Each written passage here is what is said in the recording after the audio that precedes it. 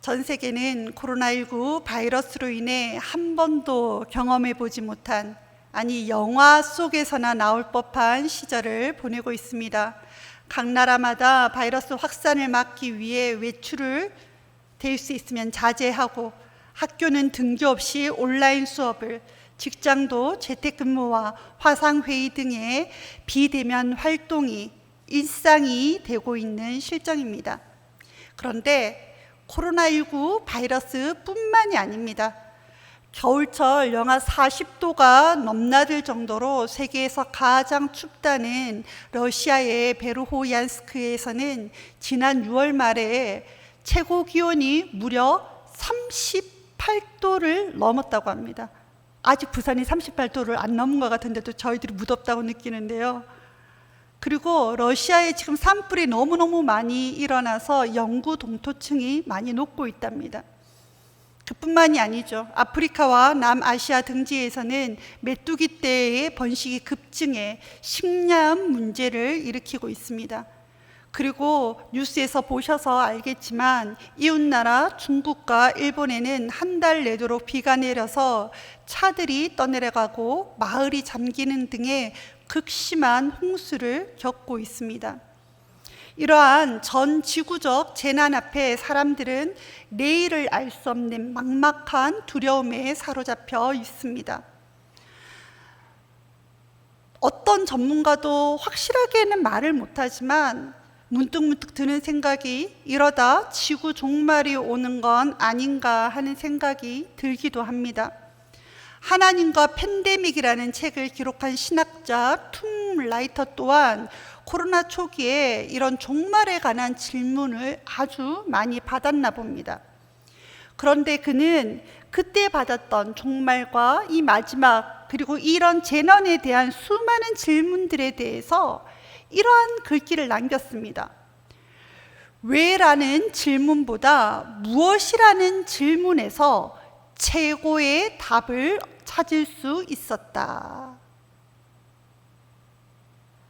전 세계는 전 지구적으로 엄청난 어려움을 겪고 있지만 그들이 하는 그 수많은 질문, 왜 이런 일이 일어났냐라는 그 질문보다는 무엇을 해야 하느냐, 그 질문에서 훨씬 더 의미 깊은 답을 찾았다라는 것입니다.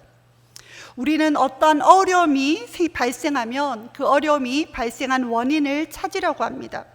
그 원인을 찾아야지 그 문제를 해결 방안을 모색해내기 좋기 때문입니다. 그러나 때로는 왜라는 질문을 하며 원인을 찾아내기보다 무엇을 해야 하나, 우리가 해야 할 일은 무엇인가 라는 그 질문이 더 지혜로울 때가 있습니다. 우리는 욥과 세 친구의 이야기를 잘 알고 있습니다. 욥의 친구들에게 맡겨진 역할은 욥의 고난의 원인을 찾아내는 것이 아니었습니다. 그것보다 그들이 더 해야 할 중요한 일은 고난당한 욥을 위로하는 것이었습니다. 이 재난의 시작이 어디인지, 원인이 무엇인지 굳이 우리가 들추어내지 않아도 사람들은 밖으로 드러내놓고 인정하지 않아서 그렇지 다 알고 있습니다. 무분별한 개발과 사람들의 욕심과 자기 만족을 위해서 다른 것을 돌아보지 않고 개발, 나만을 위한 것, 나의 즐거움, 환경오염, 그리고 그 근본적인 것에는 죄가 있습니다. 로마서에 나오듯 하나님을 아는 선한 양심을 하나님께서는 각 사람 심령 속에 두었기 때문에 우리가 굳이 그 원인을 밝히지 않아도 이 재난의 원인들을 누구나 알 수 있는 것입니다. 성경에는 언급이 없지만 초기 기독교 공동체 안에는 중요한 한 가지 칭호가 있었습니다. 그 칭호는 파라볼라노이, 위험을 무릅쓰는 자라는 칭호였습니다. AD 251년 말에는 엄청난 전염병이 있었습니다. 이 병은 믿는 자이건 믿지 않는 자이건 종교에 상관없이 수많은 사람의 생명을 빼앗아갔습니다. 부유한 이교도들은 달아났으며 전염된 사람들의 피해서 그들은 피난을 갔습니다. 도시 전체에는 죽은 이들의 시체가 쌓이고 있었습니다. 부유한 자들만이 아니었습니다. 그 전염병을 피해서 많은 사람들이 도시를 탈출하는데 반대로 도시 한가운데로 들어가는 자들이 있었습니다. 그들을 치료할 약을 가지고 굶주린 그들에게 먹을 것을 준비해서 가는 자들이 있었습니다.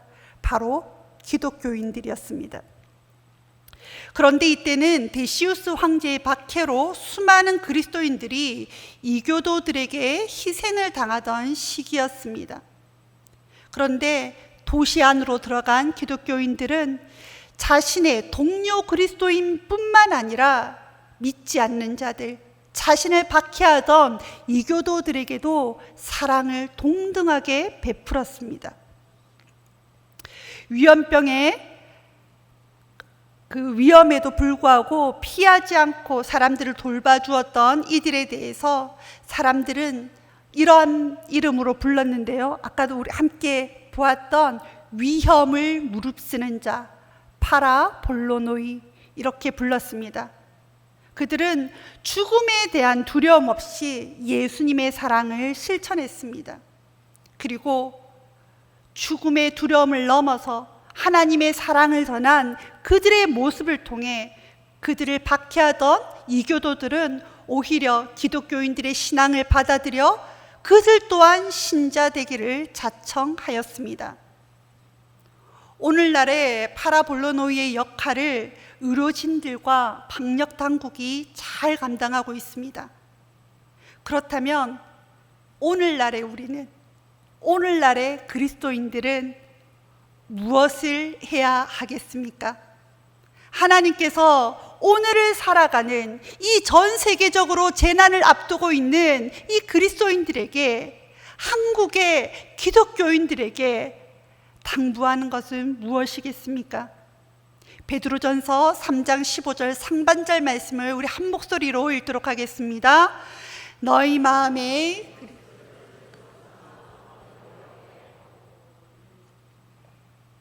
아멘. 너희 마음에 그리스도를 주로 삼아 거룩하게 하고. 팬데믹 시대의 그리스도인들은 먼저 자기 자신을 돌아보아야 합니다. 주께서 다시 오셨을 때에 부끄럽지 않도록 자신을 주로 말미암아 거룩하게 해야 합니다. 그런데 문제는 자신의 삶을 돌아보았을 때 구원받을 만한 자신이 있는 사람이 한 사람도 없다라는 것입니다. 저도 자기 전에 하루를 되돌아보며 이렇게 보았을 때는, 생각해 보면 한숨이 납니다. 그리고 후회되고 부끄러워서 어떨 때는 이불을 뒤집어 쓰고 이불킥이라고 하죠. 아십니까? 요즘 젊은 사람들은 너무너무 내가 왜 그랬을까? 내가 왜 그때 그런 말을 했을까? 그럴 때가 많다라는 겁니다.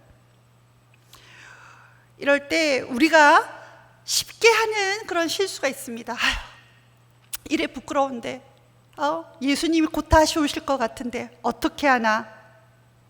이럴 때 어떻게 하죠? 우리의 영성을 위해서 바로 속세를 떠나 기도원을 가는 것입니다. 잠시 하나님께 집중하기 위해 기도원에 가서 기도하는 것은 좋습니다. 아주 신앙을 위해서 좋은 일입니다. 그런데 어떤 사람들은 곧 재림이 다가온다고, 예수님께서 다시 오신다고 생각하고 직장도 그만두고 재산도 내어놓고 기도만 하려고 하는 사람들이 있습니다. 하지만 그것은 어리석은 행동입니다. 그것은 주로 말미암아 자신을 거룩하게 하는 행동이 아닙니다. 아닐 수도 있습니다. 마태복음 24장 40절에서 42절의 말씀을 함께 살펴보길 원합니다. 함께 읽겠습니다. 그때 두 사람이 밭에 있음에 한 사람은 데려가고 한 사람은 버려둠을 당할 것이요, 두 여자가 맷돌질을 하고 있음에 한 사람은 데려가고 한 사람은 버려둠을 당할 것이니라. 그러므로 깨어 있으라. 어느 날에 너희 주가 임할는지 너희가 알지 못함이니라. 아멘. 예수님께서 직접 다시 오실 때 재림에 대해서 말씀하신 내용입니다. 주께서 다시 오실 때에 기쁨으로 영광 가운데 주를 맞이하게 되는 자들이 있습니다. 그런데요, 흥미로운 것은 영광 중에 주를 맞이하는 자들 중에 아무도 기도하고 있는 자, 제사 드리는 자, 종교적 행위를 하고 있는 사람이 없다는 사실입니다. 모두 일상적인 일을 하고 있습니다. 다시 오실 주님을 맞기 위해서 기도원에 올라가 수양하라고, 세상을 떠나 산속에 혼자 들어가서 살라고 예수님께서는 말씀하지 않으셨습니다. 이단들이 하는 것처럼 모든 재산을 다 헌납하라 하지 않으셨습니다. 우리 15절 상반절 말씀을 다시 한 번 더 살펴보았으면 좋겠습니다. 함께 읽겠습니다. 너희 마음에 그리스도를 주로 삼아 거룩하게 하고. 아멘. 거룩하게 하는 방법은 그리스도를 주로 삼는 것입니다. 내 생각과 내 방법과 내 취향대로 했던 것을 내려놓고 주께서 원하시는 것이 무엇인지 선택하는 훈련을 일상에서 하는 것입니다. 내 직장 가운데서 하는 것입니다. 내 사람들이 만나는 그 가운데서 주께서 원하시는 것이 무엇인지 그 마음으로 그들을 대접하는 것입니다. 그러다가 실수할 수도 있죠. 부족할 때도 있죠. 그럴 때는 예수님의 십자가의 보혈을 의지하는 것입니다. 주를 의지하여서 주님, 내가 주님의 말씀대로 살 수 있게 해달라고 주님을 붙잡고 기도하는 것입니다. 그것이 그리스도를 말미암아 우리의 삶을 거룩하게 하는 것입니다. 베드로 사도는 주로 말미암아 거룩하게 하라라고 부탁한 후에 또 이렇게 당부합니다. 우리 15절 하반절 말씀을 함께 읽겠습니다. 너희 속에 있는 소망에 관한 이유를 묻는 자에게는 대답할 것을 항상 준비하되 온유와 두려움으로 하고. 아멘. 코로나19 바이러스로 팬데믹 현상이 일어난 후에 믿지 않는 분들을 통해서 지속적으로 자주 듣게 되는 말은 꼭 그렇게 예배를 드려야 하나라는 질문입니다. 그런데 이렇게 질문을 하시는 분들은 우리의 신앙생활을 윤리적 교훈을 얻거나 지식의 만족을 얻거나 종교적 만족감을 위해서 예배를 드린다라고 생각하는 분들이 많이 있습니다. 하지만 성도 여러분, 예배는 윤리적 감동과 종교적 만족감과는 비교할 수 없는 것입니다. 예수 그리스도의 십자가의 은혜로 말미암아 하나님 앞에 나아가 하나님을, 살아계신 하나님을 만나는 신령한 영적 제사입니다. 인간의 제도가 아니라 하나님께서 예수 그리스도의 십자가로 말미암아 친히 제정하여 주신 것이 예배입니다. 우리는 예배를 통해 말씀이신 예수 그리스도를 만납니다. 그리고 그 말씀이 죽어있는 우리의 심령을 회복시키시고 살리는 것을 경험하는 것이 예배입니다. 예수 그리스도의 그 이름이 죄와 사망의 결박을 끌어내고 자유케 하는 것을 경험하는 것이 예배입니다.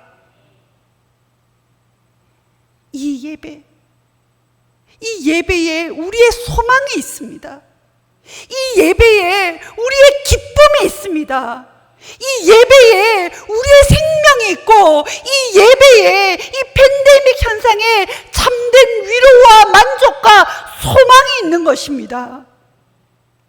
우리는 왜 이런 재난이 닥쳤는지 정확하게 설명할 수 없습니다. 그 원인도 우리는 말할 수 없습니다. 하지만 우리가 굳이 설명하지 않아도 모든 피조물들은 두려움을 느끼며 마지막 심판을 떠올리고 있습니다. 이때 우리 믿는 자들이 그들을 위해서 해줄 수 있는 것은 우리가 가진 이 소망, 두렵지만 우리가 평온하게 기도 가운데 주님께서 주시는 그 소망 가운데, 그 은혜 가운데 살아갈 수 있는 우리가 가진 소망에 대해서 들려주는 것입니다. 우리가 가진 예수의 이름이 얼마나 아름답고 능력이 있는지 예수 그 이름의 생명을 전해주는 것입니다. 마르틴 리물러라는 목사님은 1930년대 독일에 대해서 이렇게 이야기했습니다. 그들이 유대인들에게 왔을 때 나는 아무것도 하지 않았다. 나는 유대인이 아니었기에. 그들이 사회주의자들을 가두었을 때 나는 아무것도 하지 않았다. 나는 사회주의자가 아니었기에. 그들이 가톨릭 신자를 덮쳤을 때에 나는 아무것도 하지 않았다. 나는 가톨릭 신자가 아니었기에. 마침내 그들이 내게 왔을 때 나를 도와줄 사람은 단 한 사람도 없었다. 우리는 온 세상이 두려움에 빠져 있지만 세상이 알 수 없는 평안과 참 기쁨과 소망을 가지고 있습니다. 그러나 우리는 이것을 우리만 가지고 있어서는 안 됩니다. 하나님께서 원하시는 것은 모든 사람이 구원을 받으며 예수 그리스도를 알기 원하시기 때문입니다. 그래야 해서 우리는 우리가 가진 이 소망을 다른 사람들에게 세상에 전하기를 주저하지 말아야 되고 이 일을 멈추지 말아야 합니다. 그러기에 우리의 예배는 멈출 수가 없는 것입니다. 베드로 사도는 16절에 선한 양심을 가지라고 당부하고 있습니다. 주께서 다시 오셨을 때 부끄럽지 않도록 세상은 우리의 예배에 대해서, 교회에 대해서 오해하고 이해하지 못하더라도 우리의 선한 행동을 인해 그리스도가 드러나도록 행동하라고 당부하고 있습니다. 우리 말씀 우리 함께 한번 읽어볼까요? 16절 말씀입니다. 선한 양심을 가지라. 이는 그리스도 안에 있는 너희의 선행을 욕하는 자들로 그 비방하는 일에 부끄러움을 당하게 하려 함이라. 아멘. 우리가 가져야 될 선한 양심은 우리의 가진 소망을 전하는 것입니다. 그들을 위해서 기도하는 것입니다. 우리가 코로나19 사태를 겪으면서 참 교회에 대한 오해와 편견으로 인해서 마음이 상할 때가 참 많이 있습니다. 그죠? 저희도 인간인데 교회 다니는 사람들도 지나가다가 우연히 바이러스에 감염될 수 있는데 우리만 특별한 잘못을 한 것처럼 보는 그런 시각에 참 마음이 아픕니다. 하지만 우리는 선한 양심을 가지고 그들을 위해서 기도해야 할 것입니다. 2017년에 나왔던 크리스토퍼 놀란 감독의 덩케르트라는 영화를 보셨는지요? 이 영화는 2차 세계대전 초반 프랑스 덩케르트라는 지역에 고립된 영국과 프랑스, 벨기에 연합군을 구출하는 과정을 이 실화를 영화로 해서 찍은 것입니다. 지금 이렇게 화면에 보여지고 있는데 요 앞에 화면을 좀 보여주시겠습니까? 네, 그림은 네, 그 다음 그림. 네, 여기요, 이 덩케르트 해안입니다. 몸을 숨길 만한 곳이 하나도 없습니다. 여기에 엄청난 많은 젊은이들이 그죠? 나라의 부름을 받고 끌려갔는데 숨길 수도 없이 다 죽게 생겼습니다. 독일의 그 전투기가 시도 때도 없이 나타나서 폭격을 하면 다 엎드려 있다가 그 총알을 맞지 않은 사람들만 또 살아서 저렇게 줄을 서서 배를 타고 탈출하려고 기다리고 있는 것입니다. 유일한 탈출 방법은 배를 타고 탈출하는 것인데 구축함이 출발하면 바닷속에서는 독일의 유보트, 잠수함이 지뢰로 계속 폭격해서 수많은 젊은이들이 목숨을 잃었습니다. 그런데 이 연합군들이 초반에 이 작전에 대해서, 독일에 대해서 너무 만만하게 생각해서 이 젊은이들이 다 전사를 한다면 2차 세계대전 연합군은 패전할 수밖에 없는 상황이었습니다. 그래서 이 덩케르트에 남은 사람들을 탈출시켜야지만 2차 세계대전이 앞으로 그나마 이제 전투를 진행할 수 있는 그런 상황이었습니다. 그래서 이 영화는요, 이 작전이 성공을 했는데 이 해변에서의 일주일, 바다에서의 하루, 하늘에서의 1시간을 교차 편집해서 아주 감동 있게 만들었습니다. 못 보신 분들은 꼭 보시길 바랍니다. 저도 얼마 전에 봤습니다. 그런데요, 이 덩케르트 영화에 나오지 않은 숨은 이야기가 있습니다. 바로 이 철수 작전을 위해서 온 영국이 기도했다라는 사실입니다. 당시 영국의 국왕이었던 조지 6세는 온 영국 국민들에게 이렇게 부탁했습니다. 오늘 하루만은 모든 일을 멈추라. 오늘 하루만은 모든 일을 멈추고 저 죽어가는, 프랑스 땅에서 죽어가는 젊은이들을 위해서 기도해달라고. 작전이 성공해서 3만 명의 젊은이들이 살아올 수 있도록 모든 일들을 멈추고, 밭에 물 주는 것도 끝나 잠시 그만두고, 직장에 나가는 것도, 운전하는 것도 모든 일을 멈추고 기도하라고 조지 6세는 부탁했습니다. 그리고 영국 국민들은 정말 그날 하루 아무 일도 하지 아니하고 교회에 함께 기도했습니다. 그리고 온 국민들이, 영국 국민들이 기도하자 2가지 사건이 즉각적으로 일어났습니다.